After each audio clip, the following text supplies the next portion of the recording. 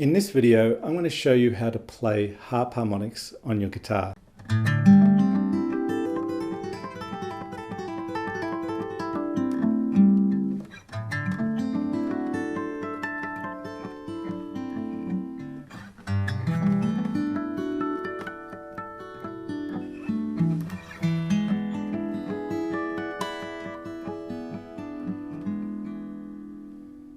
Harp harmonics are one of the most unique, mind-blowing, mesmerising sounds you can get from a guitar.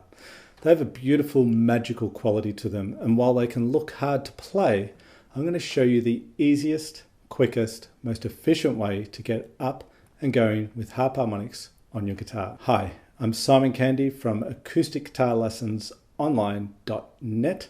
And in this lesson, I'm going to break down the basic technique of harp harmonics for you into just a few easy, simple to follow steps so you can be up and playing with this incredible sounding technique on your guitar in no time. I first came across harp harmonics through a guitar teacher I had about 20 or so years ago. He taught me a lot of Chet Atkins tunes, which I'm eternally grateful for in and of itself, and some of these tunes had harp harmonics in them. A few years after that, I discovered Lenny Breau. Wow, I've never had my mind blown as much as listening to Lenny Breau use harp harmonics. Just incredible. They bring not just another sound to your instrument, but a whole new dimension from which to express yourself and create with on the guitar. In this lesson, I want to show you how you can get this sound into your guitar playing. As always, getting the foundation right to any technique, harp harmonics included, makes everything else that follows so much easier to do. What you're about to see is an excerpt from a lesson I gave a student at a live music event in Chicago.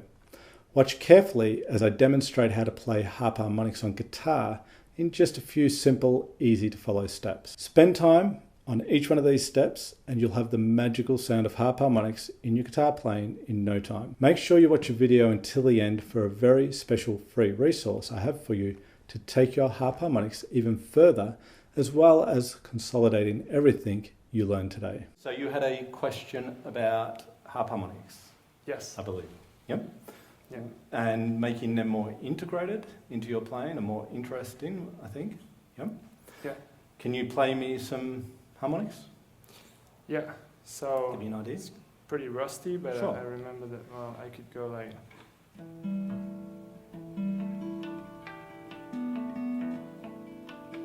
For example. Yep. Mm-hmm. That one? Yeah. Cool. So how have you applied that pattern?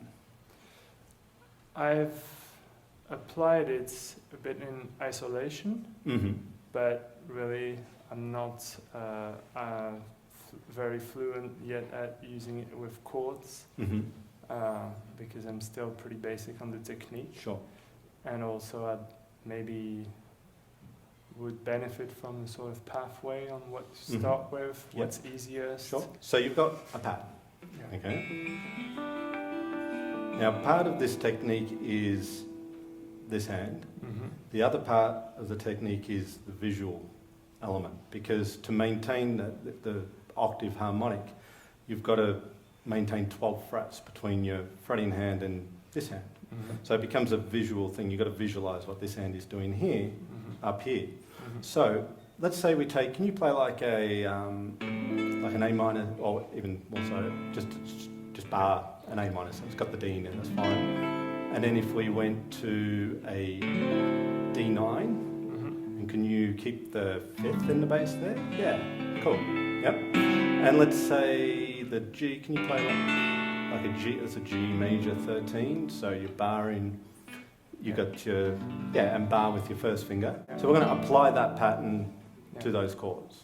Because what you want to do is you want to start to apply the pattern and be visualizing what this hand is doing up here. Okay. So one thing we can do with that progression before we even add the pattern as such is just focus on the harmonic. So not the harp part where you get the ring finger coming in and alternating the regular note. So if we bar that first chord at the 5th fret with your first finger, so 12 frets would be 17 above 5. So if we're over the 17th fret, we should get the octave harmonic of each of the notes in the chord. So what we're doing here is we're just tracking or tracing the chord. We're not worried about the harp part. We're more about sounding the harmonic and accurately targeting the harmonic. So when we take it to our D9 chord, and I include the fifth in the bass just to extend the range a bit so I can play across all 6 strings, we do the same thing, but of course we've got a note in that chord in the 4th fret. So we've got to visualize that shape here. So I'm playing up the 17th fret, but when I get to the 4th string, I'm moving it down 1 fret because that's at the 4th fret. This is going to be at 16. Then I'm back in to the 17th. So I'm tracking, tracing, visualizing this right here. And so let's give that a go. Now you're going to get 2 17th frets because you've got 2 notes in the bass. That's it. And then it's getting. That's it. Yeah. And then when we get down to our G major 13, so if you remember that one where we were barring the and this one's on the fingertip, so we can get all the notes of the chords, and we've got 3rd and 2nd fretted notes there. So we're going to be playing and tracking the chord shape over the 15th and 14th frets. Okay. So if those chords, I mean, they were just examples, those chords, but you could take any chords you know, chords you're comfortable with, open chords. Just get used to tracking, tracing chord shapes and visualizing. And of course, you're practicing the technique of the harmonic too, right? G chord. Okay. Then, of course, we can add that pattern and get the harp sound. So if let's just go this chord, okay, to keep it simple, but we could then extend it to any other chord. So let's bar the 5th fret here. So if we take that pattern,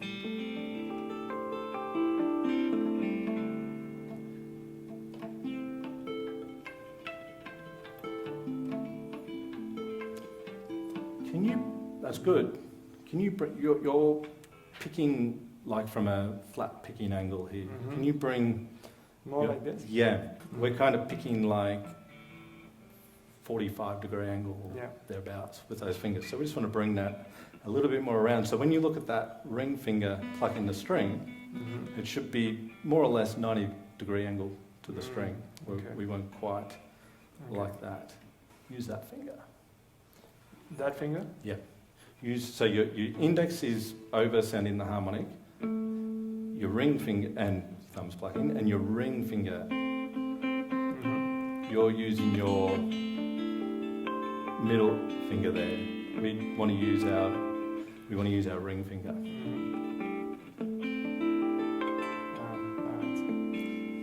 Hand angle's relevant too, but yeah, see how you go with your ring finger. Yeah. So just take your hand away for a sec, like off the, or just, So see how I've got, there we are. See the distance between my thumb and index finger? You're more like this, and it does choke up the harmonic. We've got to bring it out, and I think that'll open up your hand a little bit too.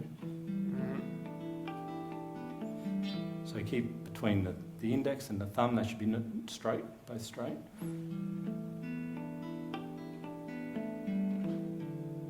Okay, so give that a go, just with think of it, you could even start like this, a bit of an L shape between your thumb and index finger. See here, Matty? Matt? Oh, sorry. That's all right. Like a bit of an L shape, and then you're just bringing it around, placing it in position, and keeping that distance. Ring finger's doing the plucking, of the regular note. Yeah.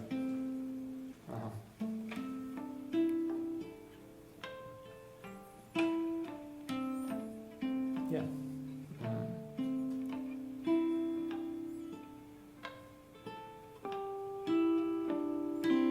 It's a lot better, right? So the distance, ring finger. Coming back to what we're talking about here, my advice to you, the next step, apart from just keeping an eye on that technique and getting that sorted, right? Is trace chords, track chords, just do the harmonics, so you're focusing on just the visualization element and the harmonic, and then take your patterns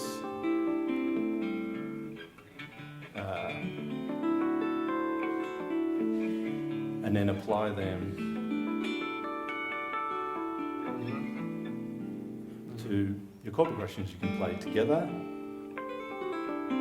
add embellishments, variation in pattern.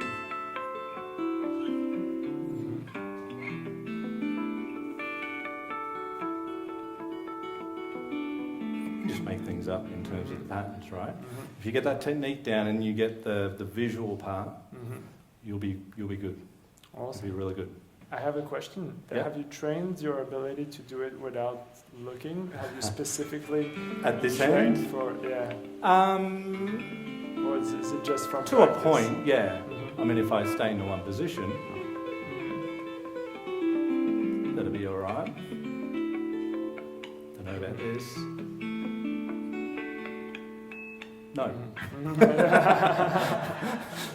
No, I do, yeah, I'm pretty fixed on here. It's training not to have to look at this so much, I think, yeah. Yeah. Awesome. Awesome. Thank you very much. Thank you, Matt. Thanks. Okay, so let's summarize the main points there that you just saw in that lesson. So we have harmonics on a guitar that a lot of you probably are aware of, where we can do this sort of thing. Okay, and sound natural harmonics over the 12th fret by just lightly touching with one of our fretting hand fingers over the top of the frets. Now the problem is we need two hands to do that. With harp harmonics, we want to reduce that or down to one hand. So to do that, we use the index finger of the picking hand and we lightly touch. I'm going to play open string harmonics here first. So we use the index finger of the picking hand and lightly touch the string directly above the 12th fret.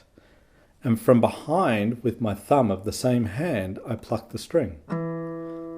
There's my harmonic, all achieved with one hand.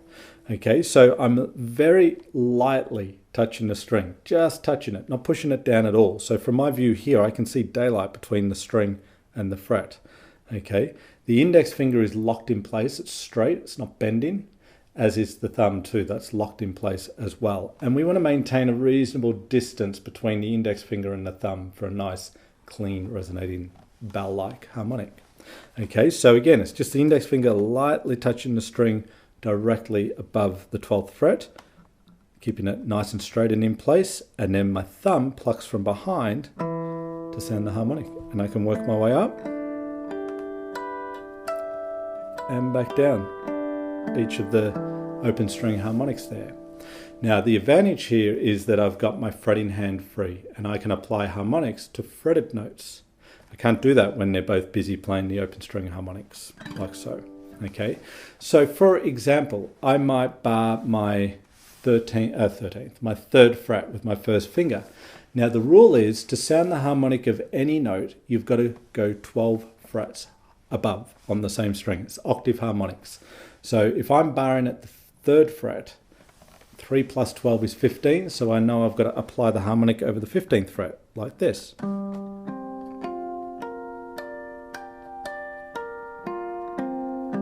Okay, and I get that really nice harmonic, or harmonics, of the third fretted notes that I'm barring down here with my first finger.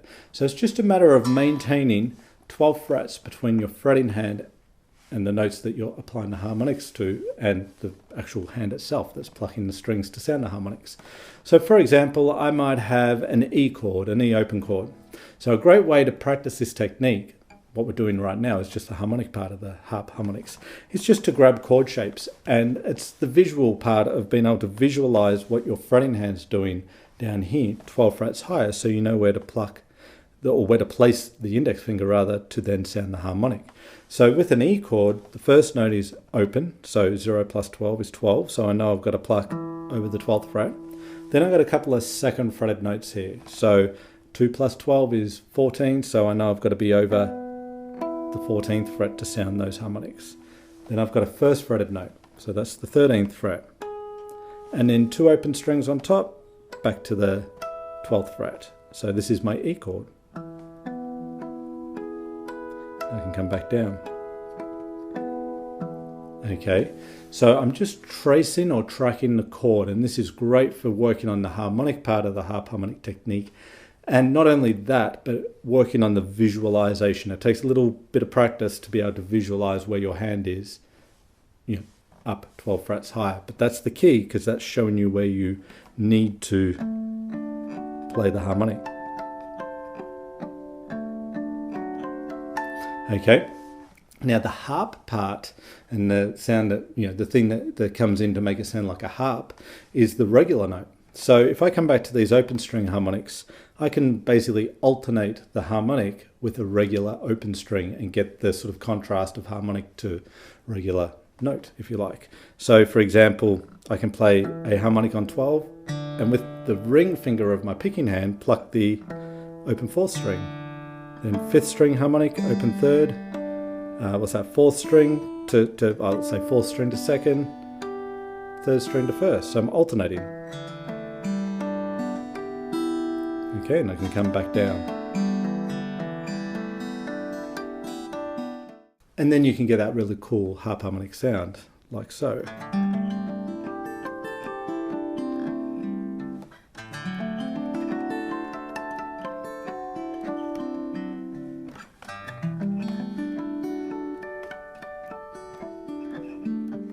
If you like the sound of harp harmonics, then you're going to love this free ebook video I've created for you called 5 Breathtaking Harp Harmonic Chord Progressions for Acoustic Guitar. By the way, harp harmonics work just as well on an electric guitar, so don't be misled by the title. This ebook is not only going to consolidate everything you've learned about harp harmonics so far, but show you how to apply them to a collection of chord progressions in various ways. You will learn some of the most common patterns for your picking hand when it comes to playing harp harmonics, and some equally common ways of applying these patterns to some very cool sounding chord progressions. Embedded in this ebook are videos of myself playing each example, so you can see exactly what I'm doing. Harp harmonics are a very visual thing when learning, so the video is going to help you greatly as you can see me play each example. So click the link in the description below this video and download your free ebook video, 5 Breathtaking Harp Harmonic Chord Progressions for Acoustic and Electric Guitar. You'll have it in your inbox within minutes. Let me know in the comments section what you thought of today's lesson, and let me know how you're going with the harp harmonic technique. It can take a little getting used to, most definitely. However, once you have these things going, there is a whole new magical sound under your fingertips that you can unleash on your audience at any time. They really are a great asset to have as a guitar player. If you like this video, hit that like button and subscribe to the channel, and hit the notification bell button too, so YouTube can tell you when I release a new video. This is Simon Candy from acousticguitarlessonsonline.net. Thanks for watching this video. I really appreciate your time as always, and I look forward to seeing you in the next video.